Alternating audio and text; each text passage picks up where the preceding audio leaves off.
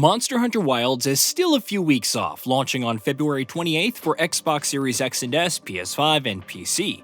However, the hype continues to build, especially for veterans of Monster Hunter World. Considering how influential the latter is on the former, it makes sense to compare all their differences. You may even learn of changes debuting in the series for the first time. Without further ado, here are 15 of the biggest differences between Monster Hunter Wilds and Monster Hunter World. The new improved mount. Monster Hunter World allows for mounts in different locales after Iceborne dropped, but first, you had to befriend different tribes. It would transport you to a target, but otherwise its mobility was limited. The secret in Wilds, on the other hand, is freeform and can go almost wherever you please on top of gliding, though it can also be set to automatically guide you to a monster. Plus, you don't need to jump through hoops to get one, that we know of. Multilingual Palicos. While Palicos were content to meow their way through the world with their feline language, with subtitles conveying their intent, Wilds allows them to fully speak English and Japanese. Depending on your taste, this may be either too good to be true or utterly annoying. The good news is that the feline language is still available in case you want to go back to that incessant meowing. Pick up traps and explosive barrels. Have you ever placed a trap and wandered about hoping that a monster would walk your way and trigger it? How about accidentally placing an explosive barrel and not saving it for the big wake-up damage? You really couldn't do much in World save for returning to camp and restocking, but Wilds lets you pick up both traps and explosive barrels after setting them. It's a brave new world. Truly. New moves and focus strikes. The trademark weapon trees have seen their changes, buffs, and new moves over the years. While several movesets from Wild remain, like the Sword and Shield's Perfect Rush, the Longsword is now much more dependent on filling the spirit gauge for specific slashes. Picking up your favorite weapon should feel familiar, yet depending on which one, it could offer a world of untapped potential compared to World.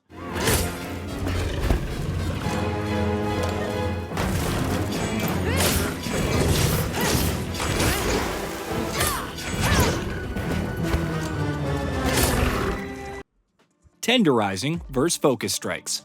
Of course, there are also focus strikes, which target wounds and inflict massive damage on a monster when performed correctly. It's a huge contrast to tenderizing post-Iceborne, where players had to grapple and then attack a monster's body part with the clutch claw. This allowed for dealing more damage and players having a higher critical hit chance against it for a period. Meanwhile, in Wilds, keep attacking a part to create a wound and then focus strike to damage it. Carrying a second weapon. Sometimes you embark on a quest with the wrong weapon. It happens to all of us. However, Monster Hunter Wilds has found a pretty great solution. You can now carry a second weapon on your mount and switch it. This is also ideal if you feel like your current weapon just isn't doing the best and a swap is required. Just make sure both of them aren't the wrong weapons. Slinger hook changes. The Slinger Hook, my best friend at times in World, and my worst enemy when it came to grappling monsters in Iceborne. The latter doesn't return, thankfully, but you can use the former to obtain items from afar while on your mount. It makes gathering so much easier without slowing down the tempo of exploration. Starting hunts in the wild.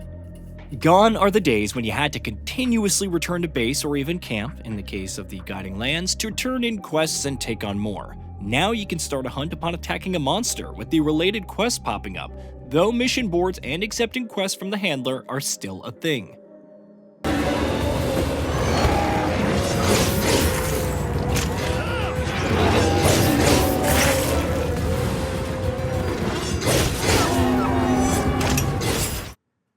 Cooking meals on the go. Cooking meat on the portable barbecue is one thing, but how about cooking an entire meal on the go?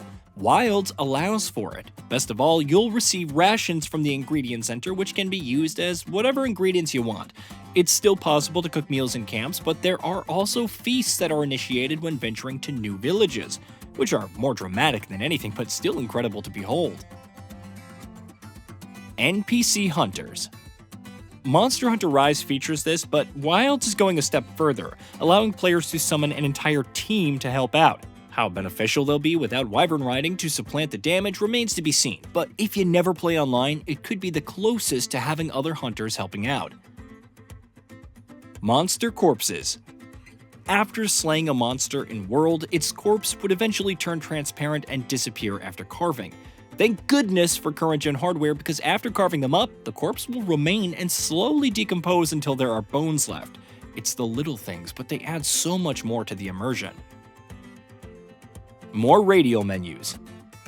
One of the more underrated quality of life changes is having 8 radial menus instead of the usual 4 from World.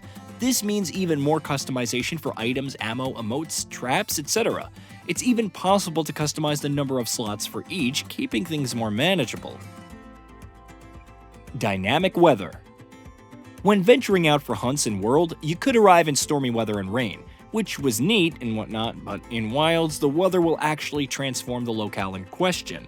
The windward plains could go from peaceful to engulfed in a sandstorm or dodging lightning. There are even different resources and endemic life that become available depending on the weather. Your sacred's pouch.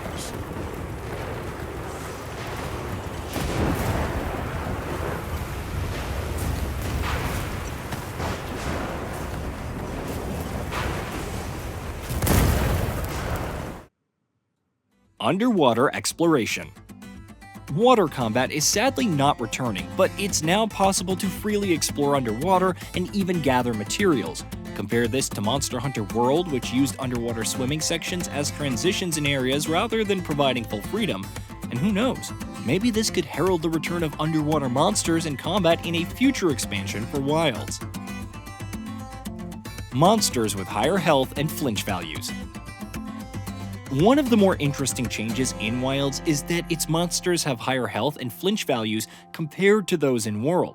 This isn't a single bump to make hunts longer though. Director Yuya Tokuda said it's due to the new focus strengths and how much damage they can deal with. It's not as if that was our intent from the start, but health did end up being a little bit higher than World once we thought about maintaining appropriate playtimes and player satisfaction compared to past titles. You can expect monsters to have higher flinch resistance, though they won't feel more tedious, per Tokuda. Part of the purpose of focus mode is to allow players to feel more accomplished through shorter loops. We tried to design it so that the time that they spend hunting is even more concentrated than before. That being said, some focus strikes on specific weapons were a bit too strong in the beta, and will be more standardized for the game.